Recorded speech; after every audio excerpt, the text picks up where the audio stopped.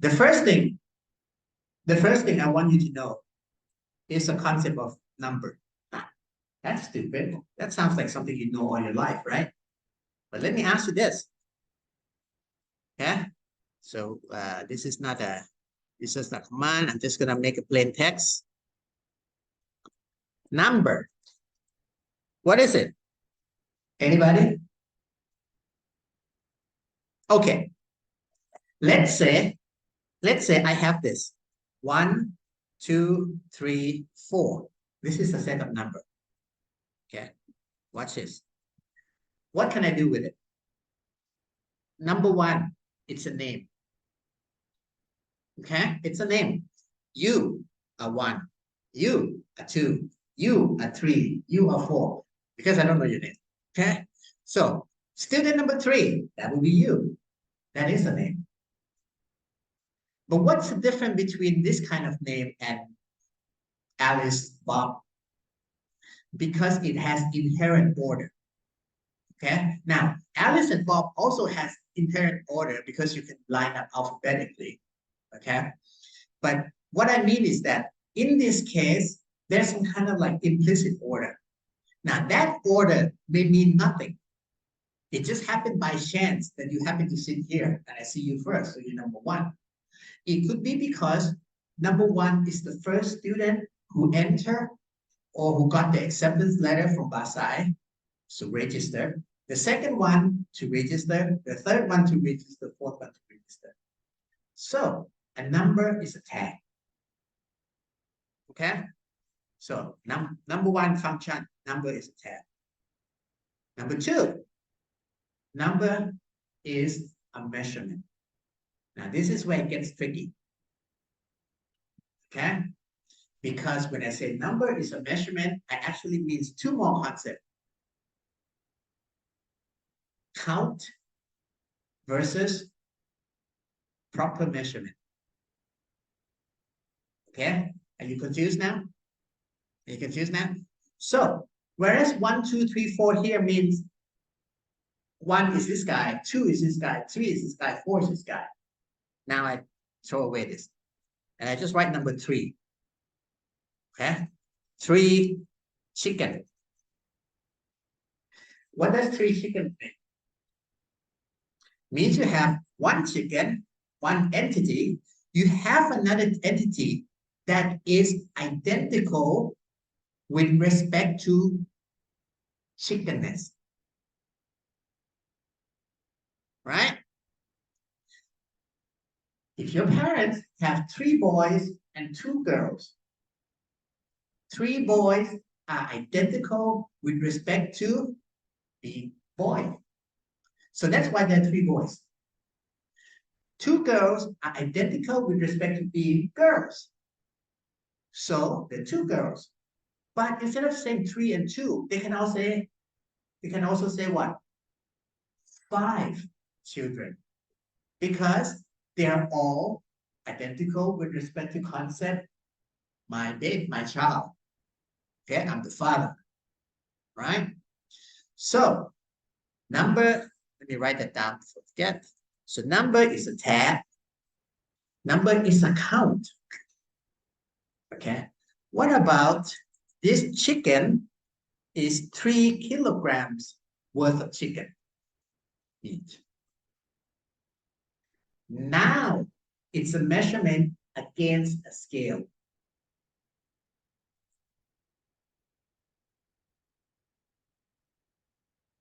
It's some kind of scale. Okay? Right?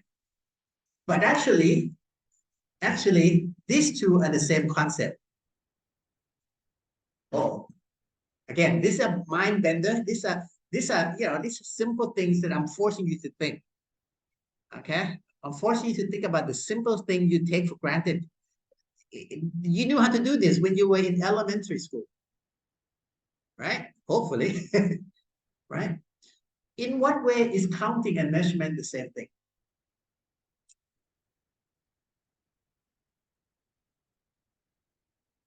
Well, if you think about it, if I put the chicken over here, right, on the balance, right, and it's tilting, right, and I have a kilogram mass, I put over here, tung, that's a move. I put 2, tung, that's a move. I put 3, the scale is balanced. So when I say I'm measuring the weight of 3 kilograms, so 3 pounds, against a measurement, I'm actually counting the poundage. So counting and measurement, fundamentally, it's the same concept. But, for your mind, let's just say that there are 3 things: tag, count, measurement. Okay? So measurement has to be a sense of scale. Okay. So now I'm going to start a new line and say, what do I mean by scale? Now, this is what I told you earlier about so simple thing that people make mistake. There are 4 kinds of scale. There's nominal, there's ordinal, there's interval, and there is ratio. Okay. Now, in a sort of like deeper class, I can ask you to define them in terms of mathematical operation, but I'll just give you the answer. Nominal is like using number as a tag, just like before, right? Okay. Except it's even less important because with a tag you can imply order. Okay. Imagine that you get this kind of like a hashtag or a randomized social number tag. There's my citizen number, my citizen ID number is probably could be higher or lower than somebody who's older than me. So it doesn't tell me anything about age. Okay. And the number gets recycled. So maybe somebody younger, okay, somebody died. I don't know if this happened, but let's say somebody died. Okay. And the number returned to the system, and a newborn has this number. So this baby who's younger, which is born today, may have a number that came before mine.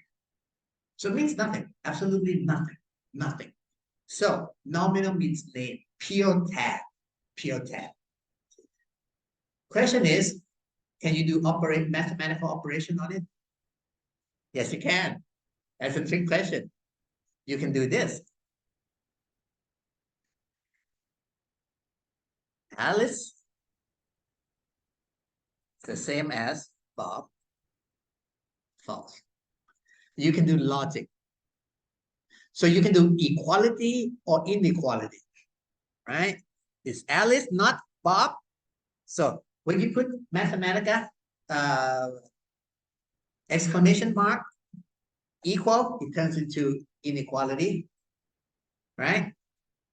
True. Alice is not Bob. Okay. So the only thing you can do operation is equality or inequality. Okay. Ordinal. Ordinal means like beauty pageant, right? The first one is more beautiful. So I'm just going to go over quickly because you have a lot of material. So what mathematical operation can you do besides not equal? Greater than, right? Greater than. So Alice beauty, okay, something like this, is greater than Bob's beauty because Bob's not beautiful, whatever. Okay, so you can do greater than. That's it. Now, I tell you, this is where professional data scientists make mistakes. They take ordinal variable and they measure the distance. You cannot do that. Can I say you are Miss Universe, you are runner-up, so how much more beautiful is Miss Universe? Can you do that? No, you can't. You cannot do subtraction. In order to do subtraction, you have to move to the new scale, which is interval, right? Right? I can't say how much more beautiful is Miss Universe to the runner-up. But I can say how much taller this guy is to that guy. So I can do subtraction. Subtraction, right? So let me just write down, okay? You can do this with nominal, you can do this. Ordinal, you can do that. Interval, you can do that. You can also add. It's not a big deal. That's keep it easy. Okay. Can you do ratio? Well, the height you can, but things like temperature you can't, right? So for example, is 35 degree is equal to 7 times hotter than 5 degree. Can I do that? No, right? Because you get different depending on how you make it 0, right? Fahrenheit. So what you cannot do is division. If you can't do division, you can't have ratio. Ratio is a classroom, right? 5 to 1, 7 to 1. You can't do this. Can't do this. But you can do this with something like, I don't know, meters. Meter is 7 times longer than 5 meters. Okay? So what you can do is with ratio นะครับขออนุญาต person. Let me say that again.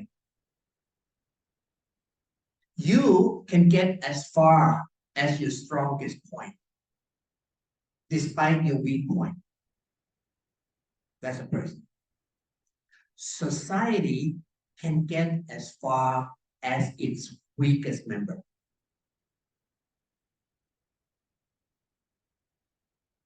Okay? So if one of you misbehave and I have to take time out to chastise, that slows the whole progress down. Does that sound fair? It doesn't. But that's exactly what happened. Society progressed at the speed of its slowest walker. Everybody gets on board the plane, no problem. One guy decides to hijack the plane. Everybody, for the rest of time, has to go through security check. Right? That's society. Now, that's also the fact that you should have compassion for people who are slower than you. Not because they're lazy, but because they're handicapped. They cannot walk. They walk slowly. As a society, you should look after the weak. Okay? So 2 things happen, right? Society moves at the speed of its slowest mover. If the slowest mover moves slowly, not because he's lazy, but because, he's got maybe 1 leg, you shouldn't just take off, because that is your society. You come back and you help the guy. Okay? That lesson is very important. So it works both ways.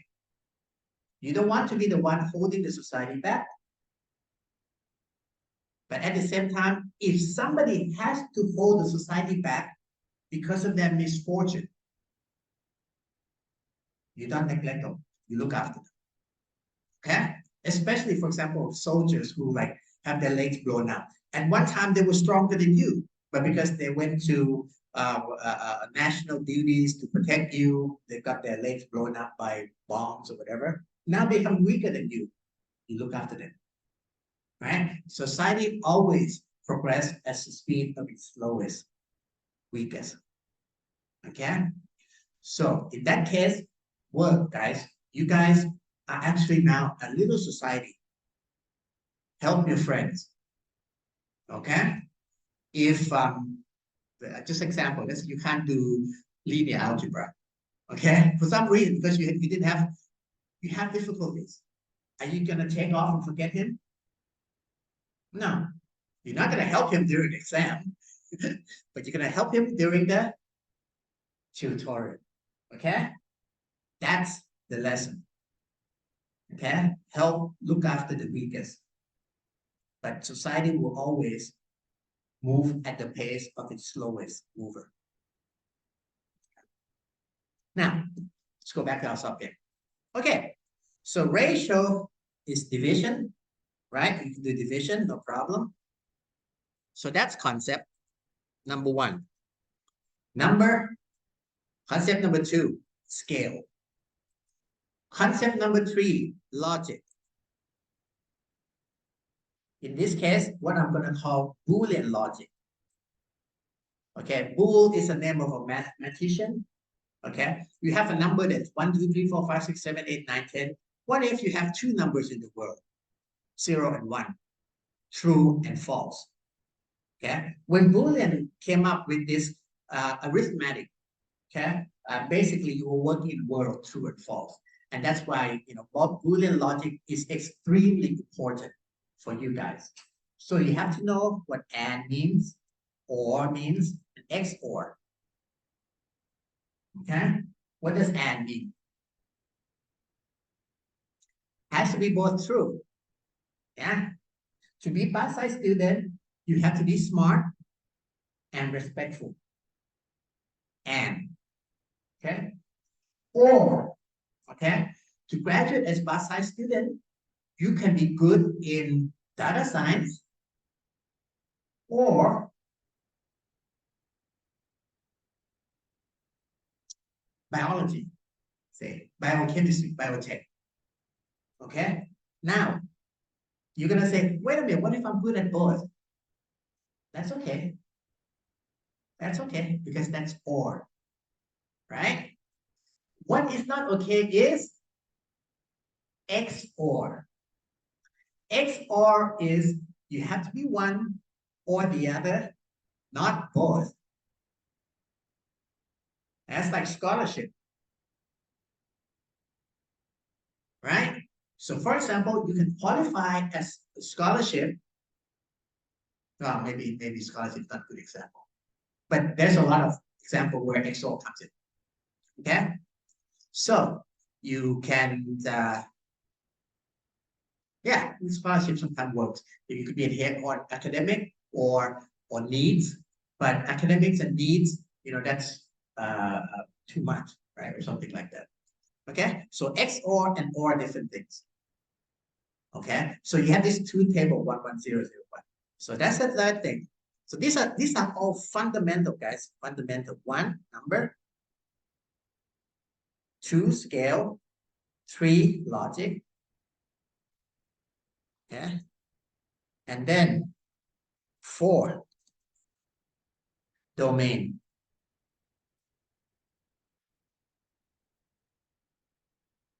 Or space. Okay, that means that's the range of variable we can take on. Okay, now let me put space is probably a more general word. And there are 4 kinds in number. So number falls in 4 categories. A range of number, right? If you talk about this number, 1, okay, 1, finite. Okay, finite means something like you can be first year, you could be second year, be third year, be fourth year. You cannot be fifth year. That's finite. That's finite. Okay, so you can take on finite number. Okay, that number can be big. That's called set. So this technically is called cardinality of a set, but I just said 4 types of set. Set that number can belong to. Okay, so finite. Sorry.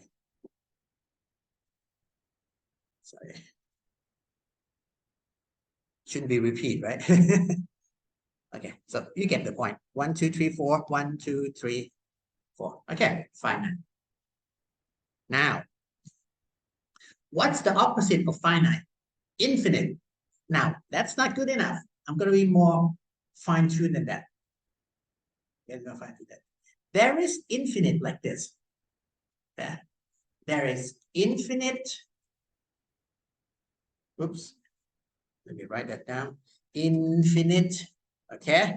And I'm going to put in the bracket uncountably infinite. Yeah. And then there is countably infinite. Okay. For example, integers 1, 2, 3, blah, blah, blah. This one is infinite. But technically you can count. Okay. You just can't stop. You can start counting, you can never finish. It's called countably infinite. And normally people don't say that, they just use the word countable. Now, 1, 2, 3, 4 is also countable, but nobody calls it countable. They call it finite. Okay. So if you hear a mathematician, you hear me say it's a countable set, it means it's countably infinite. It's a shorthand. Okay. And if you hear the word infinite, then it's not countable. Otherwise, they would use the word countable. Okay. So technically, you have two cases: uncountably infinite and countably infinite. Yeah, that's the two cases. But this is called infinite. This is called countable. Okay? So you have three words now: finite, you have countable,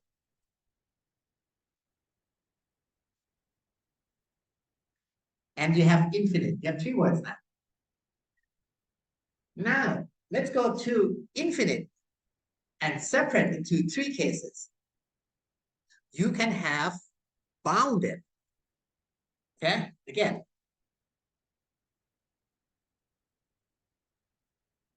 you can have this thing called bounded, uncountably infinite. For example, you can have something like, and this is mathematical notation, from 3 to 19. Okay. Now this is not mathematical. This is not programming. Okay. So the bracket, I'm using a convention of mathematics. What does this mean?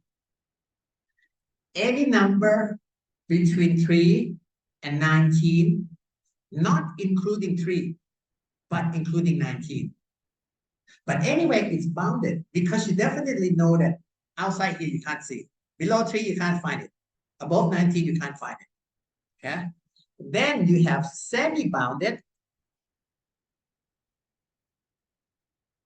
Okay. That would be something like, well, you can say something like 5 to infinity. Right? So anything from 5 upward. Or you can have unbounded. Well, okay, infinity minus infinity to plus infinity.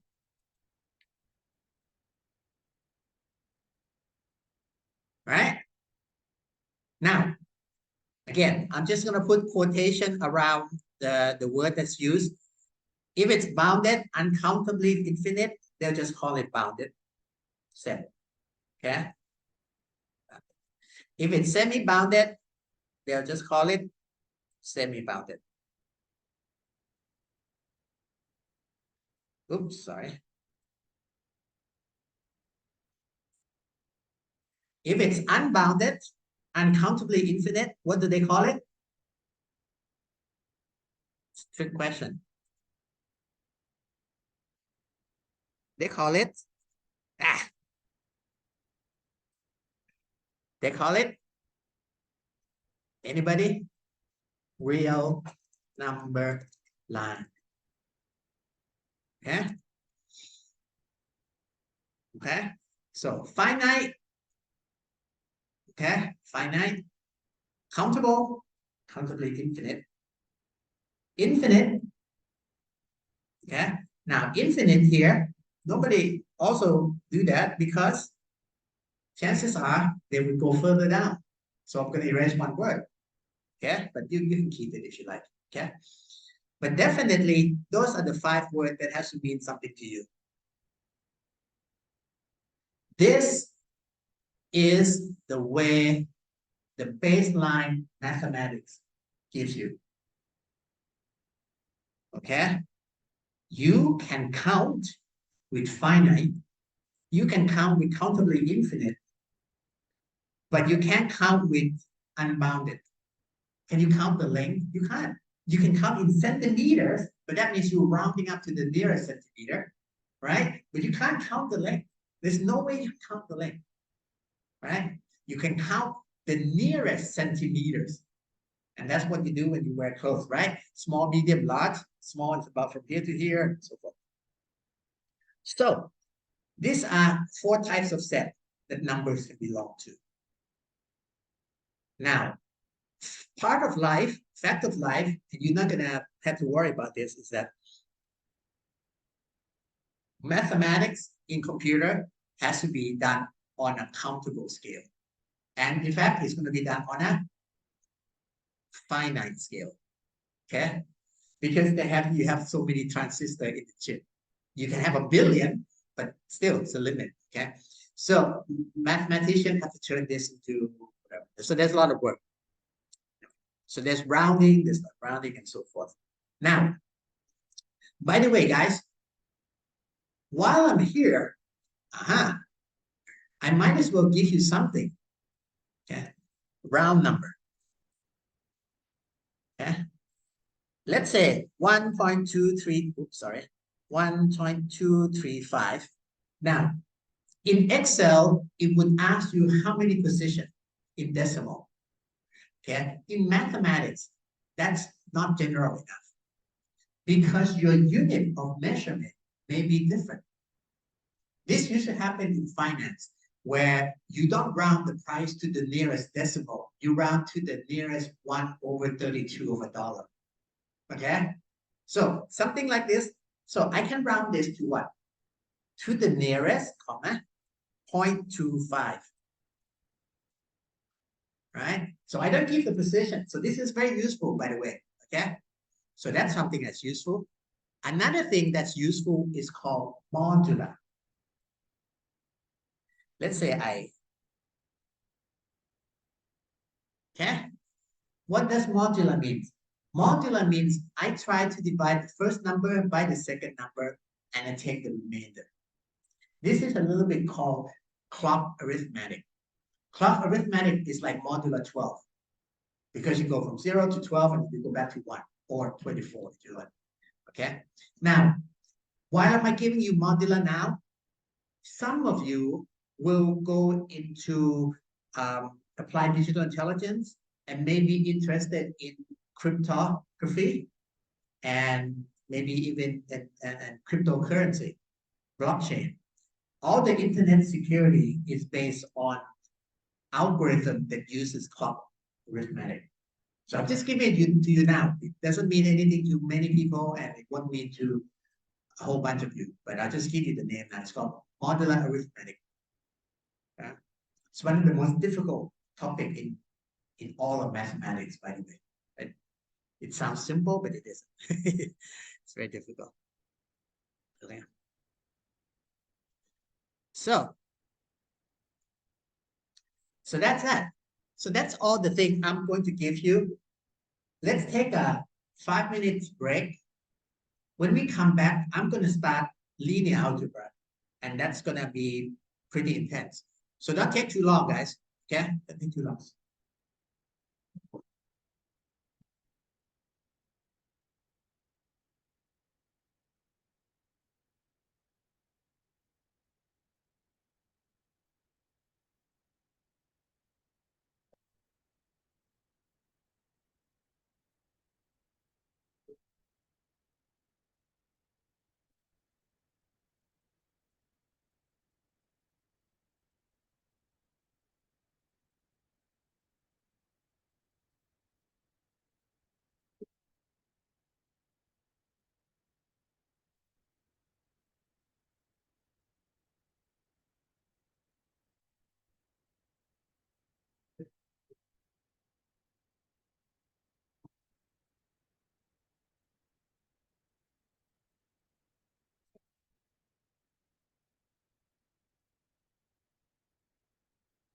you can pause record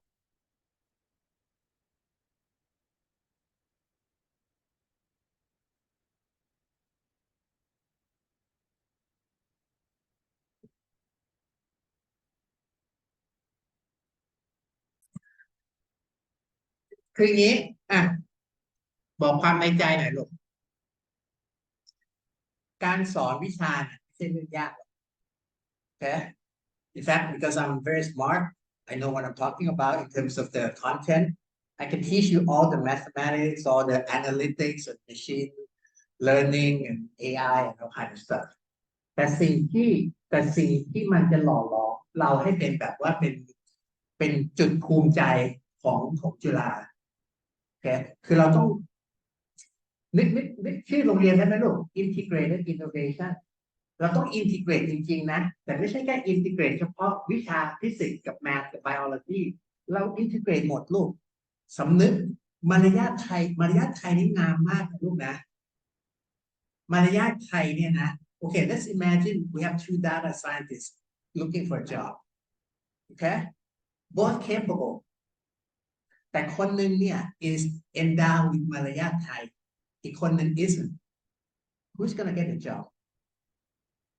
right มันจะต้อง complete แต่มันจะต้องเป็นคนที่สมบูรณ์นะลูกอยากให้เราเป็นคนที่สมบูรณ์จริงใจเอียดนะครับมารยาทไทยนี่งามมากแล้วก็ภาษาอังกฤษเราก็ perfect มารยาทไทยเราก็ perfect เล่าขำๆไหมอาจารย์นี่ไปทิ้งเมืองไทยไปตั้งแต่อายุ15มั้ง14 15จำไม่ได้14 15แต่แบบนั้นนะโอเคแต่มารยาทนี่ต้องเป๊ะไปอเมริกาเนี่ยก็ไม่ได้เจอคนไทยเลยทีนี้พอจะเข้ามหาวิทยาลัยไปเจออยู่คนไทยอยู่กลุ่มหนึ่งขำมากเลยมาอยู่อเมริกาได้สักประมาณ1 ซัมเมอร์นะมั้งพูดภาษาไทยไม่ชัดละมารยาทหายหมดพูดภาษาไทยก็ไม่ชัดแต่ว่าแอบฟังเขาพูดภาษาอังกฤษเขาก็ไม่ชัดตกลงเขากลายเป็นคนที่พูดไม่ชัดไปตลอดชีวิตได้ไงก็ไม่รู้มันก็เลยขำมาเลยนะอาจารย์ไม่อยากให้เราเป็นอย่างนั้นอยากให้อยู่เป๊ะหมด international ก็เป๊ะสากลก็เป๊ะไทยก็เป๊ะ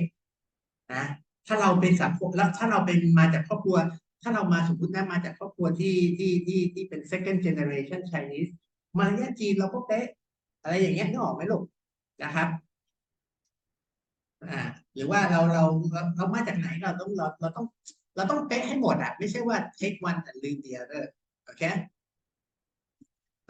open-minded frank discussion yes but does that mean you don't respect people no ไม่ถนอมน้ำใจไม่ใช่นะครับคำสุดท้ายก็คือ I hear this all the time from the modern generation คนเนี้ยเขาดีเขาพูด speaks his mind that's not a virtue speaking your mind is not a virtue โอเคพระพุทธเจ้าไม่ได้บอกว่าให้พูดคำถูกอย่างเดียวมันต้องคำถูกด้วยมีประโยชน์ด้วยถูกกาลเทศะด้วย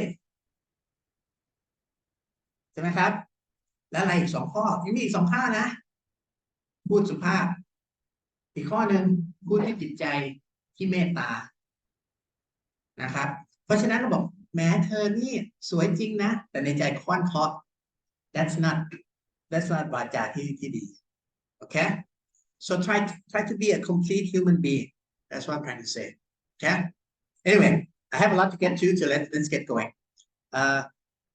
record ยังคะลูกตามคน okay this will come back to by the way this is a lot of you who've done mathematics in high school see this and gets really amazed you know this is something that you can't do in any other computational platform literally it's asking the computer to sum 1 over I factorial I going from 0 to infinity if there's no analytical engine this thing would not be doable anywhere you can't do this in R in C#, in Python. You can't do anything because there's no analytical understanding. This one has not only analytical understanding of what it means to have infinite series, but it also knows that it converges to E. Okay. Anyway, so that's just happened to run to this page. So anyway, this is from my other stack. I might just share this with you at the end of the class. Actually, it's also another textbook I'm working on. I don't want to share it because I haven't really, I'm not completely happy with it yet, but I can sort of like share with you early preview if you like, but it's not, I want everything to be nice and kosher first. Anyway. Okay. So, matrix algebra, linear algebra. First of all, I want you to do this. And again, this is key chang chap tak at that. Okay. So let me do this. Okay. A x is equal to b. Oops, make it large.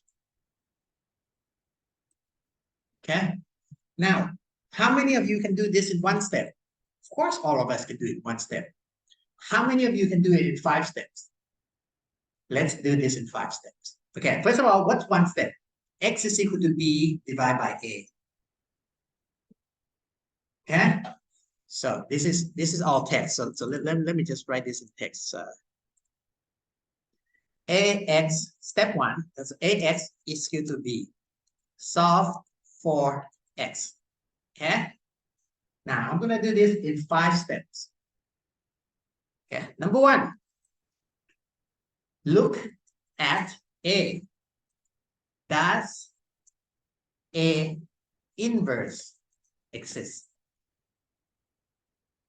In other words, if A multiplies x A times, do I have an antidote? So think of A as a poison. If A is a poison, does it have antidote? Okay, ask yourself. Does it have antidote? It's called inverse. Number 2. Okay, number 2. Find inverse of A. Number 3. Multiply both sides of equation by said inverse.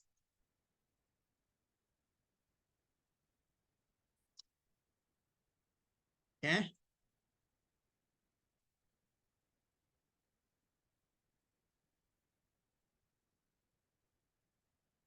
Try to make this okay. Look at the left hand side. Number 4. Left hand side.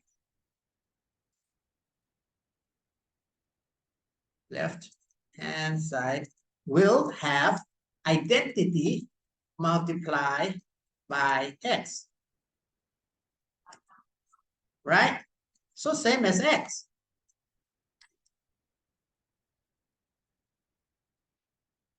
Number 5. Solution is on the right hand side. Okay. All right. Fine. So let's do this in 5 steps. Let's do this in 5 steps. Okay. So let's say I have an equation called 2x is equal to 12, 13. Okay. What's step number 1? Look at 3. Does 3 have inverse? And the question is, if you can multiply by 3, so make it 3 times as big, can you do the opposite? Make it 3 times as small? Yes, you can. So that's nice. So number 2, what's the inverse of 3? 1/3. What step 3, multiply 1/3 to the left hand side and 1/3 to the right hand side. Number 4, 1/3 multiplied by 3 will just collapse into 1 times x, right? And the right hand, and so that's the same thing as x. So what's your answer? It's the right hand side. It's the right hand side. Okay.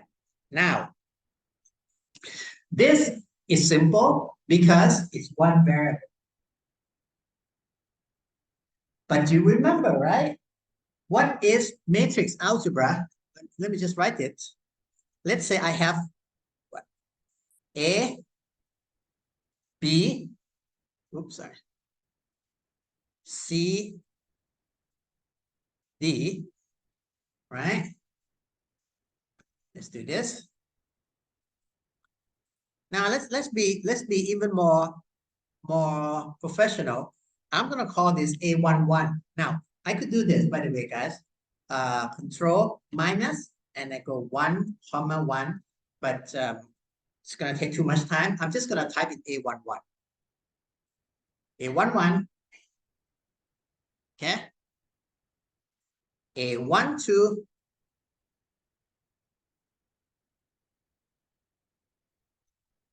A21. And then A22. Okay. What is this? This is a 2 by 2 matrix, right? Multiply dot x1, x2. And I set it equal to B1 and B2. Can I do that? And now I'm going to solve for x1 and x2. Okay. Now let's, instead of doing it ourselves, let's have Mathematica do it. So I'm going to solve for this.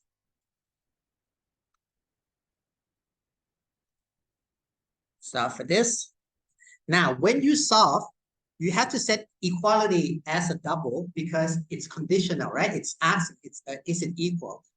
It's not setting, otherwise you would be setting equal. And then you solve for x1 and x2.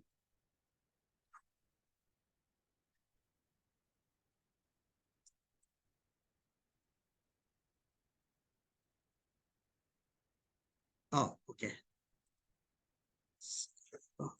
Bracket. Oops. You notice when it's red, that means I made a typo. Right? That's a solution. Okay, that's a solution. Right. Now, exactly how is this done in 5 steps? Well, when I say, does inverse exist? Okay. Imagine what's the situation where you can't do inverse? Is that something you can do and you cannot undo? If you divide by 3, you can multiply by 3. Right? Now, I'm talking about multiplication. So think of any number you can multiply and you cannot undo. There's only 2 numbers. One's a fake number called infinity, and the other number that you know is 0. If you multiply something by 0, you killed it.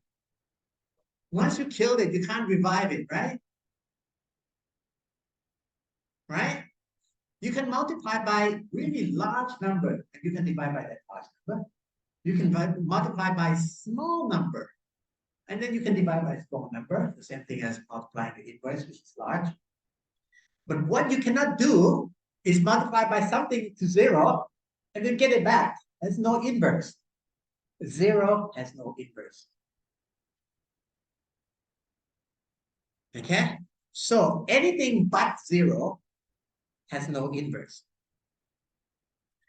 Well, why is something at 0 a problem? When is it a problem? When is 0 a problem? When you're trying to divide by 0. So likewise, come look here. This is a system of equation into 2 equations, 2 unknown.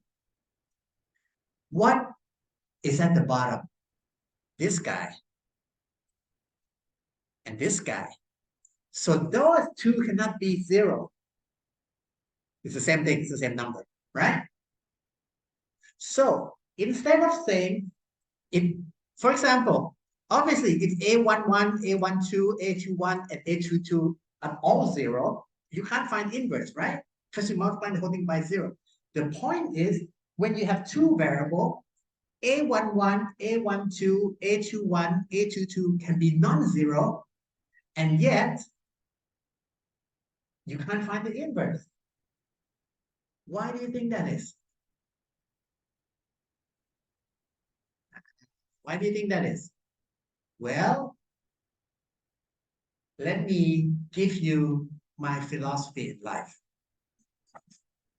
In life, there are three situations.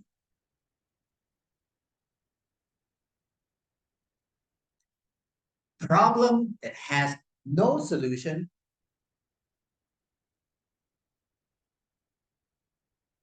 problem that has one solution, unique solution,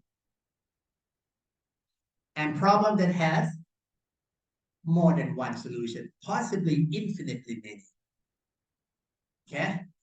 In fact, I'm just going, for now, I'm just going to say infinitely many solutions. So in life, no solution, one solution, infinitely many solutions. That's it. That's my philosophy, and that's reality. Okay? Now, let's look at those situations when you have two equations with two unknowns.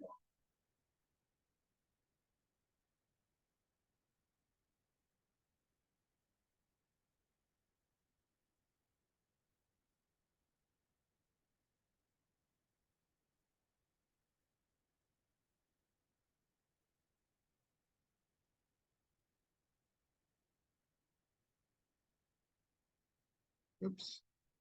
Be here somewhere, sorry. The bottom.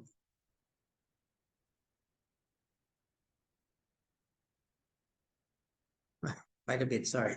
Okay, there it is. There it is.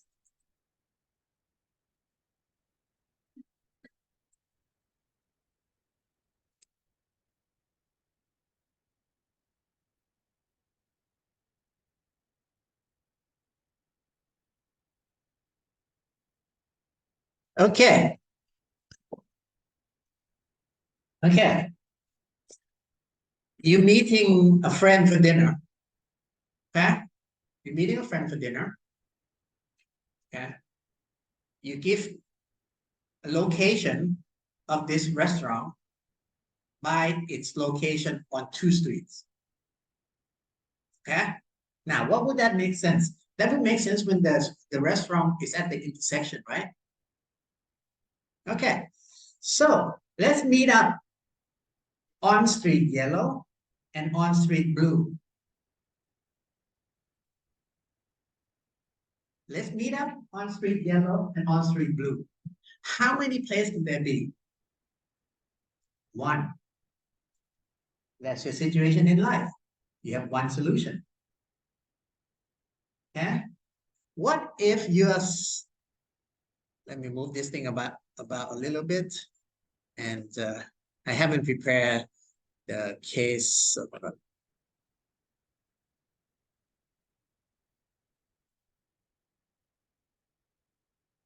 Let's play around with this. Let's fiddle with this a little bit. Oh, sorry.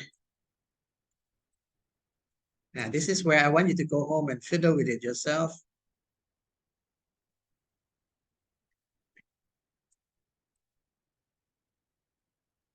I should have prepared.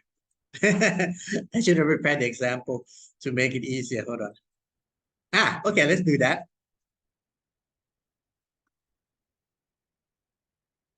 Okay, let's go meet up at street yellow and street blue.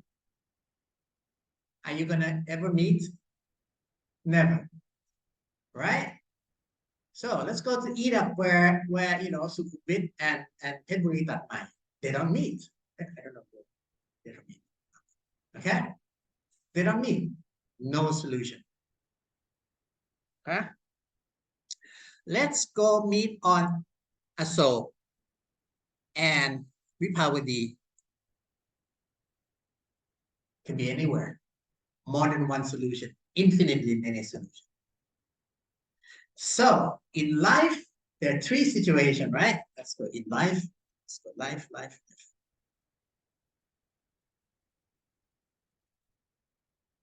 Notice that I am grouping things a little differently. Yeah. So if I say something like no solution, yeah, one solution, unique solution, and infinitely many solutions. Okay, right? That seems like a logical thing, right? 0, 1, and infinity. Actually, that's a wrong grouping. I should group them like this.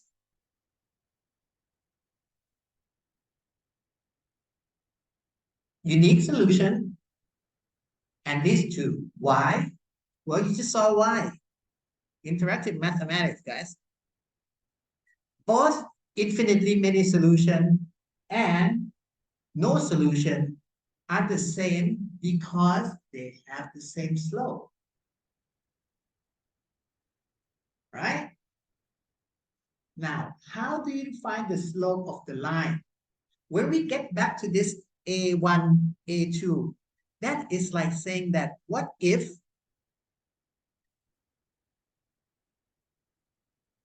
I can't find my old page. Okay. This guy, right? When would you have them the same slope? When the ratio of this one to that one is the same thing as this one to that one, right? Right? So let me rewrite this. So if A11 divided by A12 is the same thing as A21 divided by A22. Now I'm going to mix this around a little bit. This is not mathematics, so we can't really. It doesn't mean anything. Yeah, let's make it a text. Okay. Anyway, so I'm going to rewrite this. I'm going to say A11 times A22 times A22 equal to A21 times A12, right? And then I'm going to move this guy to the right, and then equal to 0, right?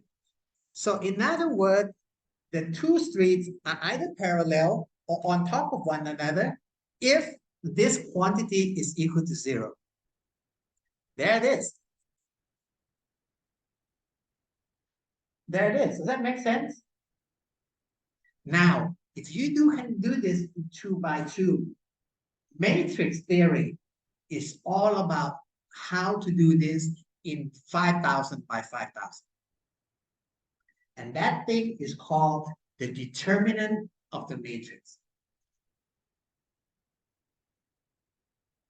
Okay? That's called the determinant of the matrix. Okay? So that's very important. That's very important. It's like the matrix that you multiply by the vector is 0 without looking like 0. When you look at it, you have real number. You have 1, 3, and you have 2, 6. Those are real number. They're not 0. But think about it. 1 to 3 is the same thing as 2 to the 6. So the first line can be two things. The bottom line, the coefficient is twice as big as the first line. So two things can happen. If the right-hand side plays along so that the right-hand side is also double as big, twice as big, it's actually the same equation. So Vipawani and so same street, different name. But if the bottom line, the coefficient is twice as big as the top line, but the right-hand side is not twice as big, maybe 3 times as big, then there's a disagreement. There's a disagreement. That's Sukhumvit and Pebuli Tatmai. Never meet. Okay? So the situation in life here is this. A unique solution is equal to determinant of a matrix. I'm going to write A is not equal to 0. Okay? So now when you do things in 5 steps, where's my 5 steps? That's why sometimes I like Blackboard better because I can refer to things much easier.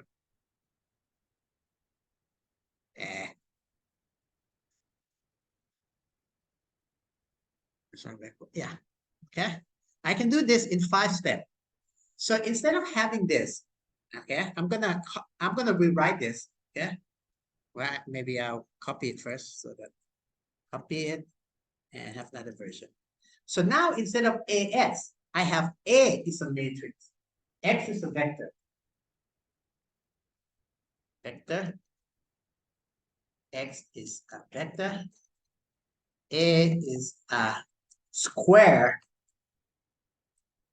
matrix. Now, that would be matrix theory that has to do with non-square, but don't worry about it. Okay? When you were kids, right? You said 2 equation and 2 unknown. That's exactly what it means by square. 2 by 2. 2 equation, 2 unknown. Okay? So, if X is a vector, A is a square matrix, look at A. Does A inverse exist? So I'm going to say, look at A.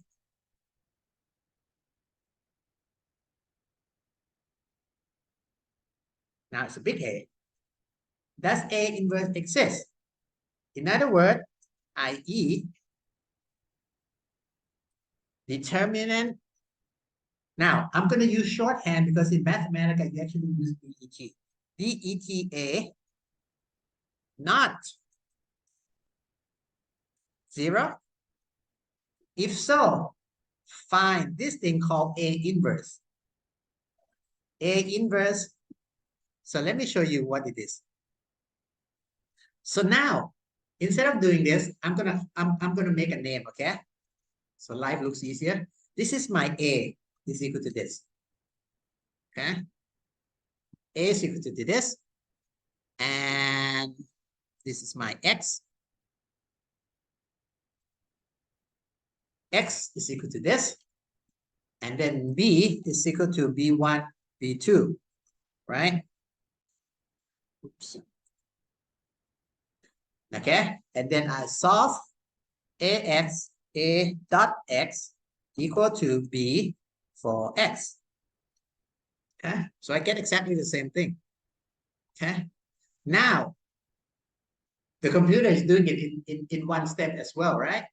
But again, implicitly, step number 1 is right here. If this thing is 0, no go. Okay, now the computer is not making any judgment because until I've given the number, it's not going to complain.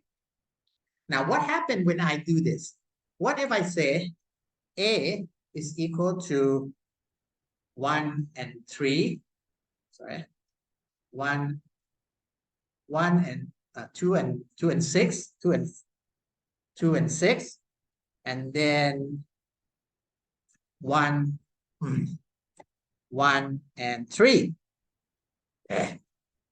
Okay, if I did this and I try to do the same thing here, what's going to happen? Uh-oh, no good. No, can't do that. Okay, but if I just add a little bit, 3.1, yeah, can solve. Okay, solve. Now, obviously, this is in formula in B1 and B2, but it actually can put in any real number. Okay, so the way to show that is determinant of A. 0.2. Okay, now previously, if I did this,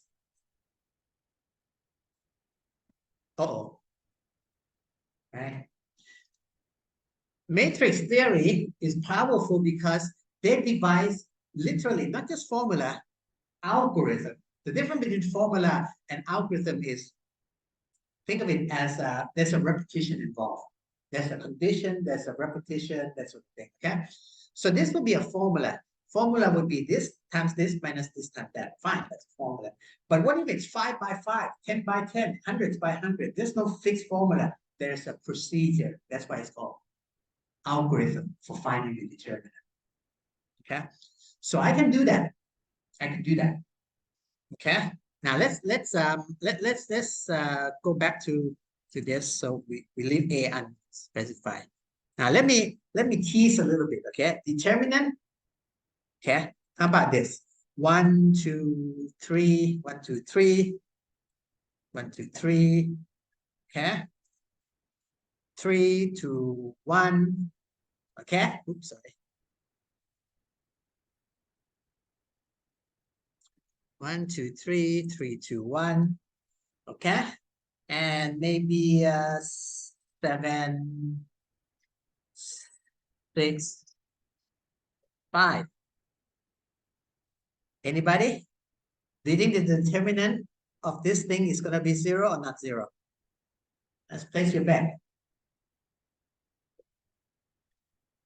It's 0. You know why? Because, right, when I have two equations, I can say the second coefficient is twice as big or 3 times as big, right? In this case, it's not. What I did was, in the back of my mind, I take the coefficient of the first line and I add 2 times the coefficient of the second line. So the third line is actually a linear combination of the first 2 lines. And this, in general, is a concept of linear independence. If you have 3 lines and you cannot create one coefficient from the combination of the other coefficient, then they are linearly independent. If they're linearly independent, it's like you're having different streets. Except this is not a street anymore. It is a lane.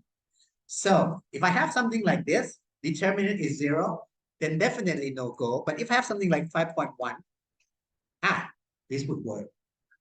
Okay? So you have 3 information. So the 0 in this case is like counting the information set. Okay? Now, by the way, this is 3 by 3, right? So what am I going to have?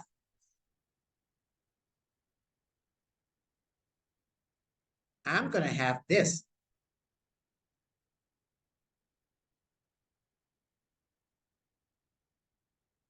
I'm going to have this. See? Now, you can play with this at home. Again, this is interactive mathematics. If I align the coefficient so that they are the same, or if coefficient of the first line plus something coefficient of the second line is coefficient of the third line, some plane will be parallel and maybe on top of one another. But right now, what kind of situation this is? 1 point. Meet me where plane blue intersects plane yellow intersects plane green. And there's only 1 point that does that. Okay? So, now, I'll give you the second part of the philosophy in life. The first part is there's 3 situations in life. No problem, 1 problem. Sorry, no solution, 1 solution, infinitely many solutions. Right? Let me tell you what happened. This is the only difference between school and life. In school, teachers work very hard to make sure that you get a problem with 1 solution. Okay? In life, you will only get the other 2 kinds. If there's no solution, there's no solution. Now, you will be paid to solve a problem. Okay? That's the rest of your life. Doesn't matter who you think you are. You are an entrepreneur, you are an employer, you are a government policy maker, you're a teacher. You will be asked to solve a problem. What they mean is that they are giving you problems with more than 1 solution. They never give you a problem that has 1 solution. They'll give you a problem that has more than 1 solution. Your job is to come up with the solution that works best. So there's another criteria on top. Okay, so think about let's think about that line again. This is how your life will be. Okay. You won't have this problem because it's not a problem. You can't solve it. You also won't have this problem because that problem will be trivial. This is school problem. You have the answer, and I can grade you on whether or not you find this point. In real life, it's always going to be this, but in higher dimension. Now, the difference is who has the best solution. Let's say you're on a date, right? So you want to have a nice view of the moon, full moon. And this is the best spot to look at the moon because the moon is overhead or something like that. Okay? So out of infinitely many solutions, you choose the solution that minimizes the angle of the ground to the moon.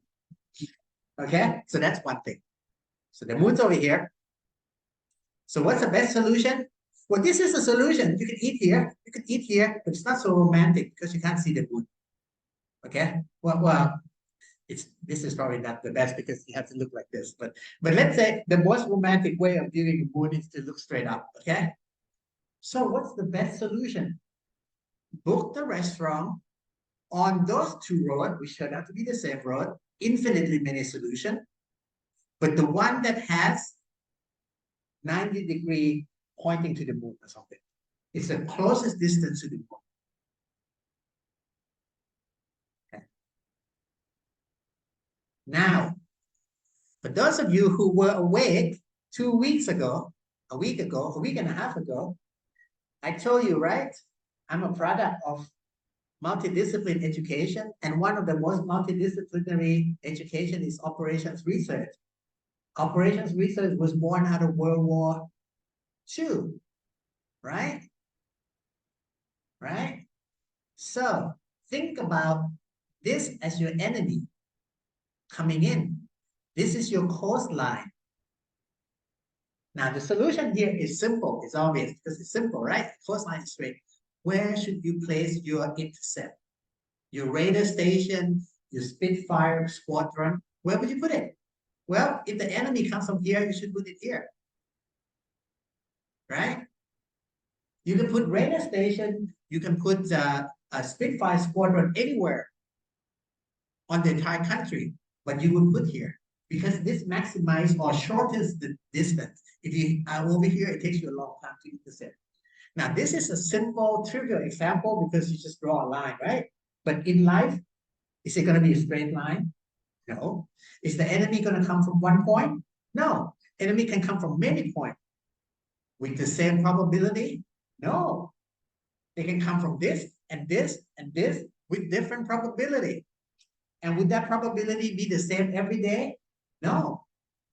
Depends on weather as well. Right? So things can get complicated quick.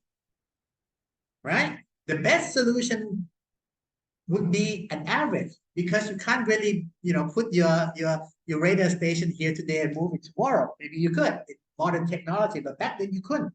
Radar was as big as a house, right? Now you have radar that's about this size. You can put on a fishing boat. Okay, you can put a radar about this big, has a little rotating thing on a fishing boat. Back then, it was the size of this building. That's it. You can't move it around. So they have to optimize probability of intercepting. Okay, that's why you use engineers, mathematicians, all kind of smart people getting together in a secret place somewhere up country, away from London, I think. You guys seen the Imitation Game, I think.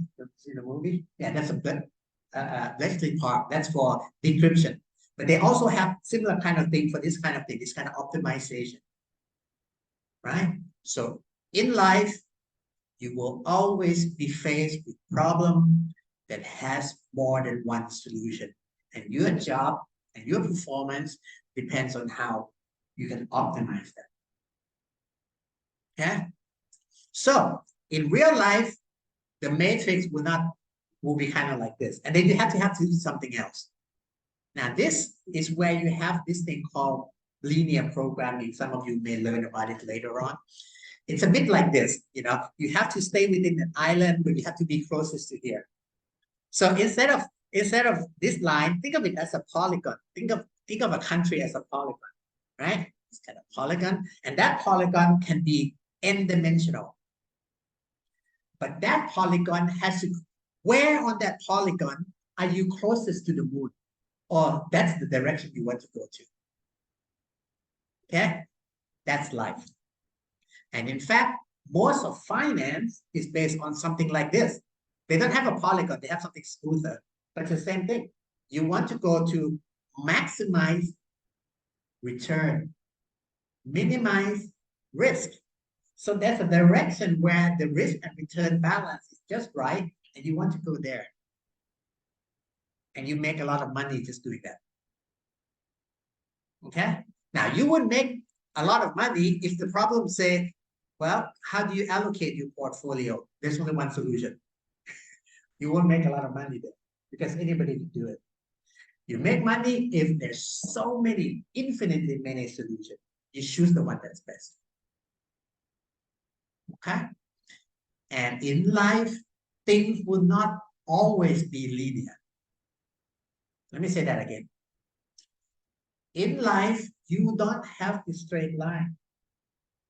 So sometimes you will play with the curve. Sometimes you get funny shape. Sometimes you get randomness. But the basis of analysis begins here. If you can't do optimization with things that are sort of like straight line, you know, it's like if you go to a drawing class and you can't draw a rectangle, forget drawing faces. Okay? Think of it that way. Okay? So when you learn linear algebra, it's like you go to a drawing class, you draw a box, everything is square shaped, but you know how to say, well, let's say the light is over here, how do you do the shading? Yeah? What if this thing is blue? How do you add color blue? You do all this on a box, on a shape that looks like a box. Well, the concept is the same, but it gets more complicated when you have to say, I'm drawing a face, and there's a moonlight, there's a shadow of the nose, you know, all kinds of stuff. It's a lot more complicated, yeah. But all the basis of analysis, where can the solution be? Which among infinitely many possibilities is the best? That stand the test of time. I don't care if you have this new AI or no AI, before AI, with computer, no I don't care what technology is. That will always be an intellectual exercise that you have to do as a professional or as an adult. That's no ifs and ands or buts about it. Okay, so now I prepare something that which I think you know it's you're going to have more classes with what's called like a math 101 or something like that. So you will get to concept about how to find the determinant, how to find the inverse, exactly how you come across that. Okay, but think of it this way, and I have an example here that I made up for this class, but I don't think we'll have time to go through.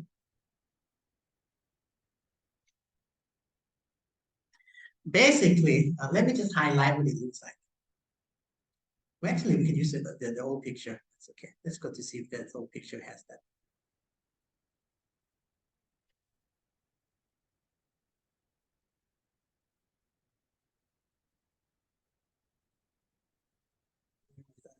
Okay, there it is. Let me show you what's down here. This is called Gaussian elimination or Gauss-Jordan. This is actually on one of the items that I said, mathematics that will serve you a lifetime. Basically, okay, and I just want you to look at it from a conceptual point of view, right? What's A? A is a matrix of coefficient, right? What's X, right? X is your thingy, multiply X. I don't know why. Okay, oh, sorry. This is bad because I defined X already, so I have to clear X already. clear A and X to B.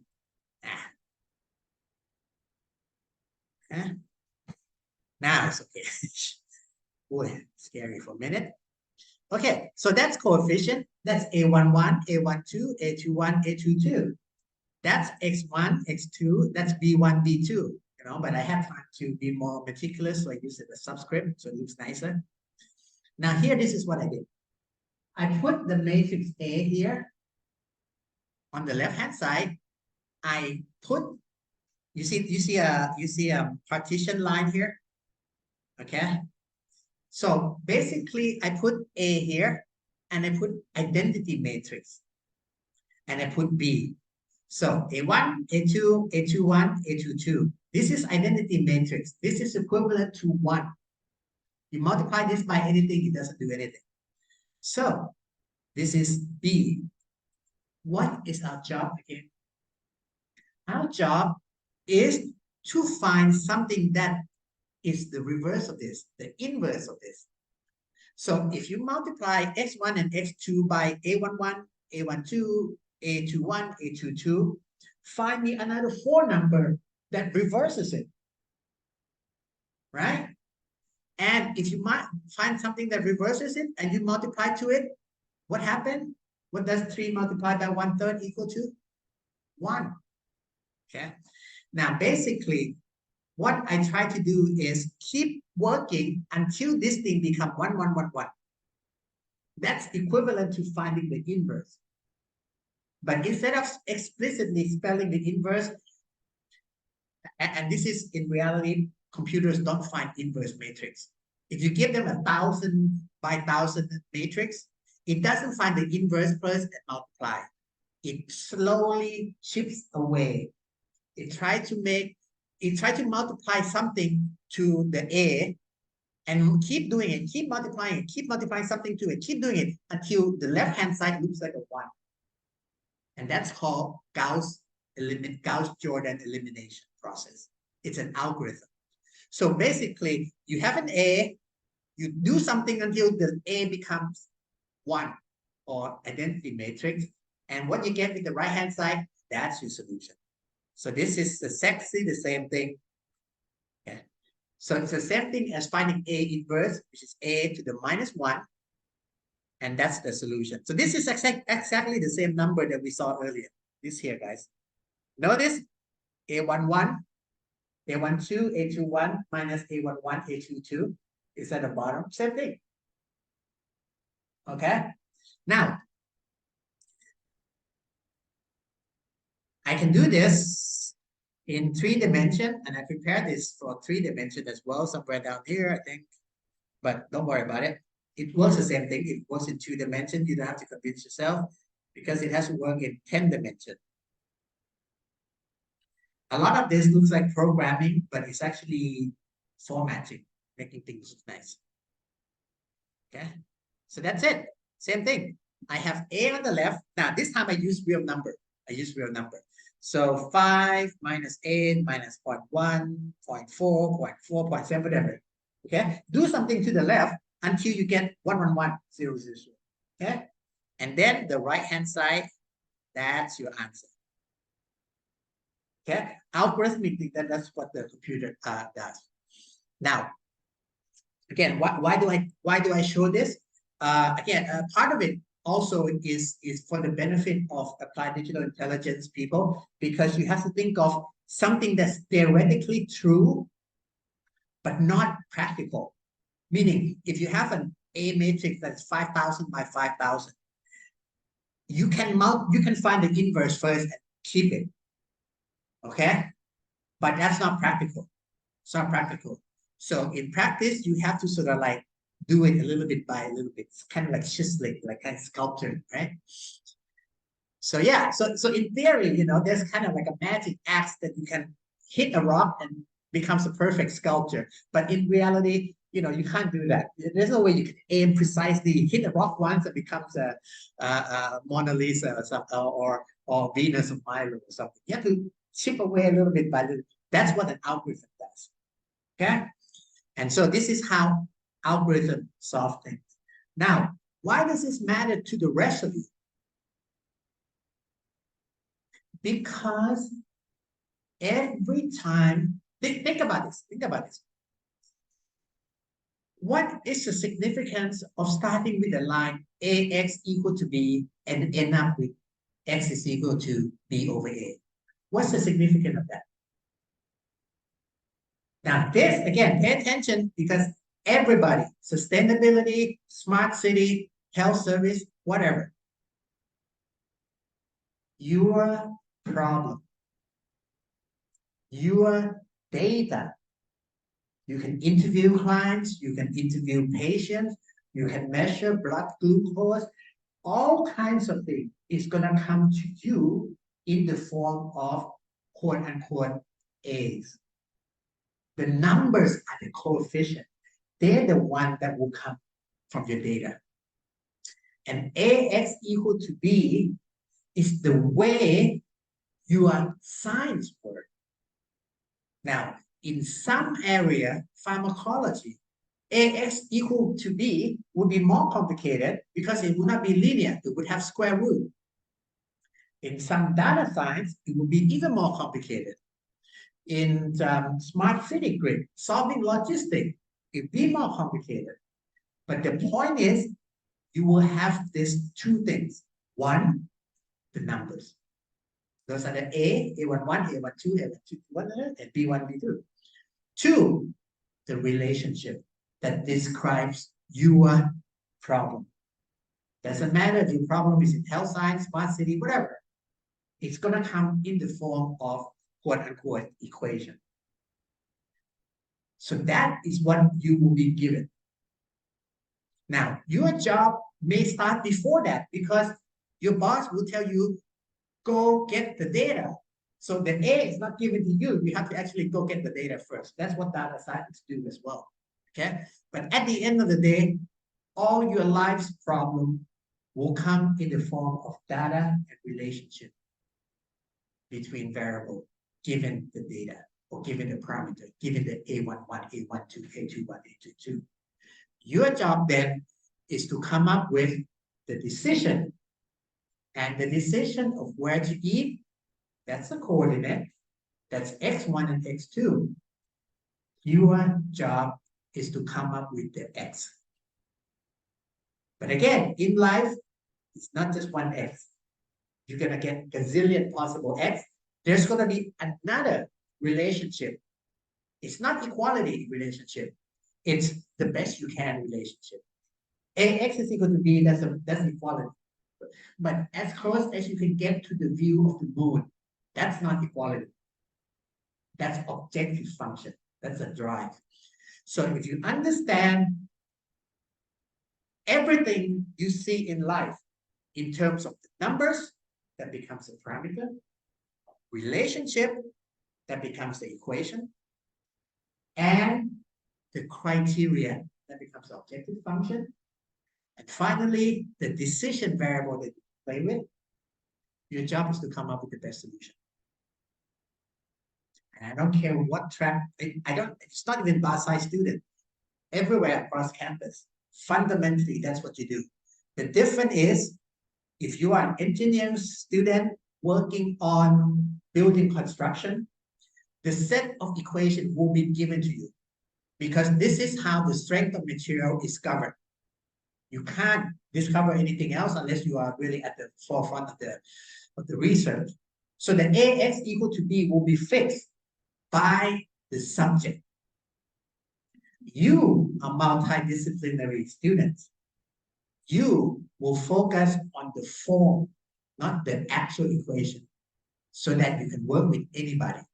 You have a friend who has a project in pharmacology. Bring me your equation from pharmacology. I'm going to do optimization, get the solution. You have a friend who does structural engineering. Bring me your equation from bridge building or something like that. Yeah. You have a friend from marketing, maximizing coverage, maximizing visibility of the social engagement. There's a social engagement parameter, M. And that's a function of this, is that. To you, it's nothing more than a fancy way of saying AX equal to B. And where best to invest your allocation, your marketing, your strategy. That's your X. So that's why it pays to be more abstract. Okay? When you go to specific equation, you will never outcompete engineers on their equation. You will never outcompete pharmacologists on their equation. Right? But you can be better than all of them because you can treat everything as an abstract equation. Okay? And with that, this thing here, I highlight the concept of equation, finding solution, and so forth. When we come on Friday, I'll go a little bit, just a little bit more on linear algebra that has to do with transformation. Okay, so here I'm saying that AX is equal to B, solution, find X. On Friday, I'm going to say the opposite. I'm going to say X is what you start with. If you multiply by A, you transform X into B.